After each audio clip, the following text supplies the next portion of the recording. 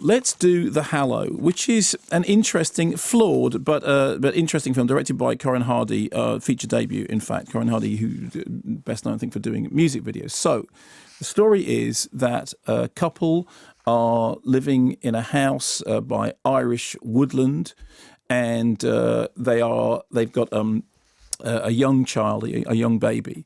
And Joseph Maul, who's the husband, he's in the forest. He is working in the forest. And there is clearly something up because he starts finding this strange, gooey, slightly sticky substance in the forest. And the forest appears to have a kind of creepy feel to it, which is a little bit Evil Dead-y and a little bit Antichrist, actually, strangely. And then they get a visit from Michael Smiley, who basically starts to explain to them why it is that they're feeling so creeped out by everything. These people have got certain beliefs. Beliefs? They believe that the forest that you're trampling on belongs to the Hallow. The Hallow. The good people, fairies, banshees, baby stealers. You're not a fae with your Irish folklore, are you, Mr. Hitchens? A conquered people, forever in hiding, driven from their sacred lands by man, with iron and fire. Beautifully told. So you a believer? Nah, not me. I'm from Belfast. Different sort of bogeyman up there. But you're dealing with a very superstitious people around here, especially Mr. Donnelly. You see, his beautiful wee daughter, Cora, she wandered into the woods one day. She never came back.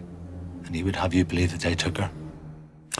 Now, usually I sort of avoid these. There's a director's statement in the press notes from Corin Hardy who says, I want to make genre films that people want to go and see on a Friday night. Something that people can recognise and identify with, be scared of and be thrilled by, but with a fresh, unexpected approach, a new spin, a new monster. Now, on the plus side, there are some, I think, rather well-executed creature effects in The Hallow. Although, actually, funnily enough, the way in which it's strongest is often not to do with creatures. It's to do with a sort of sense of brooding menace, a sense of something building outside.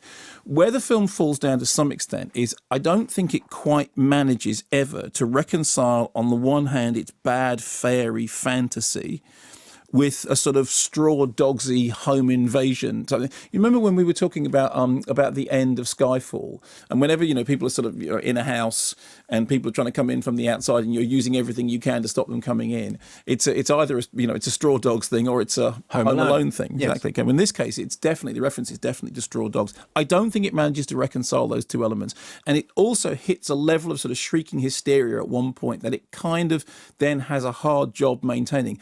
That said, there are individual things in it which are arresting to the point that even as the whole thing doesn't quite hang together, there are individual set pieces, most notably a nighttime sequence involving an eerie lake, which actually I thought had a genuine weirdness to it, and a weirdness which is a quality which is quite hard to get in cinema.